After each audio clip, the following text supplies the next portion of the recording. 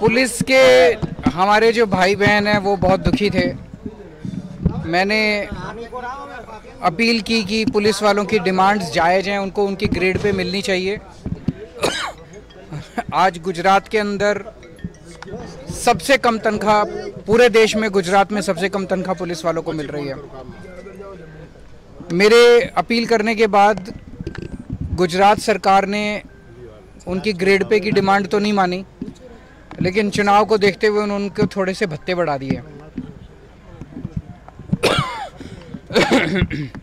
लेकिन वो भी अब लगता है उनकी मंशा ठीक नहीं है। अब जब उन्होंने नोटिफिकेशन निकाला उसका, तो उसमें मैंने सुना है कि उन्होंने शर्तें लगा दी हैं कि आपको ये साइन करके देना पड़ेगा कि आप ये मिलने के बाद कोर्ट में केस नहीं कर सकते। क्या क्या शर्तें हैं सर? कई अंडरटेकिंग मांगी गई है, आंदोलन नहीं कर सकते, वो नहीं कर सकते, ग्रेड पे की मांग नहीं कर सकते, ग्रेड पे की मांग नहीं कर सकते। ये तो संविधान के खिलाफ है, क्योंकि कॉन्स्टिट्यूशन के अंदर सबको फंडामेंटल राइट्स दिए गए हैं, विरोध करने का राइट दिया गया है। आप इस तरह से बंधुआ मजदूर नहीं बना सकते अपने पुलिस कर्मियों को।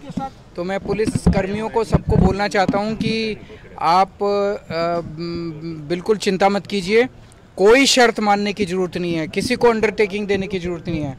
कोई पुलिस वाला अंडरटेकिंग ना दे इनको।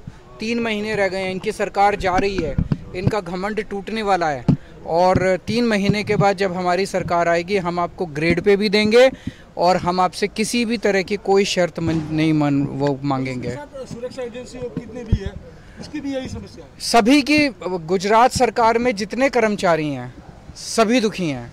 क्यों दुखी हैं? इनके अहंकार की वजह से। अगर सरकार का कर्मचारी दुखी होगा तो सरकार की योजनाएं लागू कैसे होंगी? टीचर्स दुखी हैं, आउटसोर्सिंग कर्मचारी दुखी हैं, आंगनवाड़ी वर्कर दुखी हैं, आशा वर्कर्स दुखी हैं, होमगार्ड्स दुखी हैं, 108 नंबर वाले कर्मचारी दुखी हैं, चिकित्सा कर्मचारी दुखी हैं, स्टेट ट्रांसपोर्ट कर्मचारी दुखी हैं, सब दुखी हैं। ग्राम रक्षक दल दुखी हैं, वीसी जो गांव-गांव के अंदर है वो दुखी हैं। इन सब लोगों को मैं कहना चाहता हूं कि आप बिल्कुल चिंता मत कीजिए।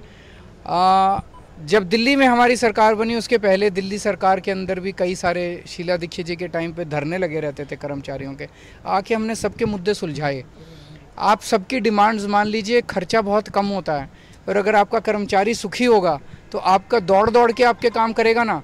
तो 3 महीने रह गए। सभी कर्मचारियों को, गुजरात सरकार के सभी कर्मचारियों को मैं अपील करना चाहता हूँ, खूब जम के प्रचार कीजिए आम आदमी पार्टी का, खूब जम के प्रचार कीजिए।